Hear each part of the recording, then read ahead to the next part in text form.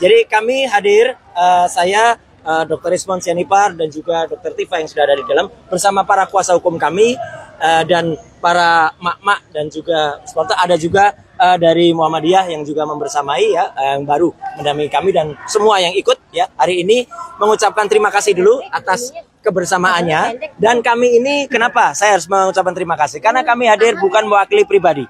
Saya bukan mewakili saya sendiri, Dr. Rizwan tidak mewakili Dr. Rizwan sendiri, Dr. Tifa juga tidak. Kami mewakili seluruh rakyat Indonesia yang menginginkan perubahan atas negeri ini.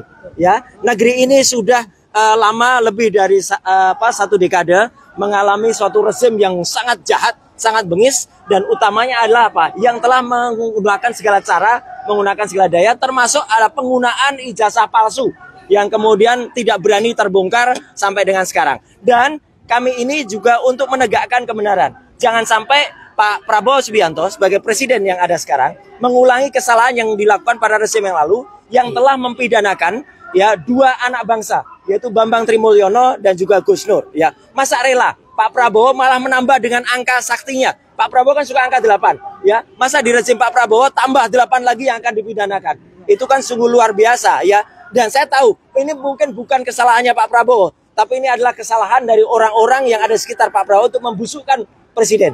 Jadi sekali lagi kami hadir atas nama rakyat Indonesia untuk melakukan ini, dan kami menyatakan bahwa ini kami tahu bahwa kami akan dikriminalisasi. Dan kenapa kami tahu? Karena apalagi setelah saya, Dr. Rizwan dan Dr. Tifa itu udah merencanakan akan menerbitkan buku yang kedua. Buku yang kedua judulnya ada Gibran Black Paper. Dan itu terbukti dengan saya pulang minggu yang lalu dari Sydney dan membuktikan bahwa Gibran memang tidak punya ijazah SMA. Ya, SMA-nya tidak hanya SMA luar negeri, tapi bahkan kalau diserahkan dalam negeri. Dan ini yang semakin buat panik, dan kemudian justru ini adalah langkah kita untuk semakin menegakkan kebenaran.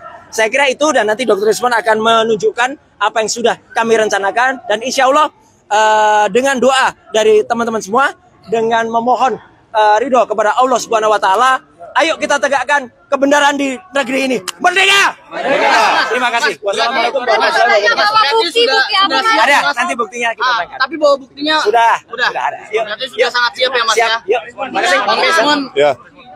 Pertanyaannya apa? Siap nggak Bang nih pemeriksaan ini Bang? Masalah siap atau enggak? Ya, harusnya penyidik yang harus lebih siap untuk menuduh kami mengedit atau merekayasa. Ya, mana yang kami rekayasa?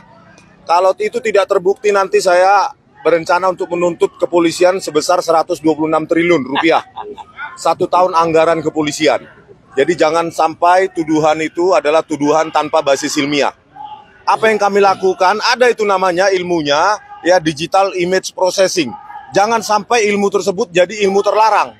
Memproses citra digital atau video digital bukan berarti merekayasa atau mengedit. Itu berbasis algoritma, ya. Yang kedua, saya yakin kecepatan penanganan atau penersangkaan ini berketepatan dengan memang gerilya kami dalam membongkar, ya, terutama kepulangan dari Pak Rosuryo dari Sydney. Jadi kami memang sudah berencana, ada draft kasarnya ini, bukunya nanti Gibran Endgame atau Gibran Black Paper terserah. Yang pasti Wapres tak lulus SMA. Data itu kami dapatkan dari mana? Dari Ditjen Dikdasmen sendiri dan temuan faktual yang ditemukan oleh Pak Rosuryo. Oleh karena itu ini akan kita edarkan, kalau bisa gratis ya Mas ya.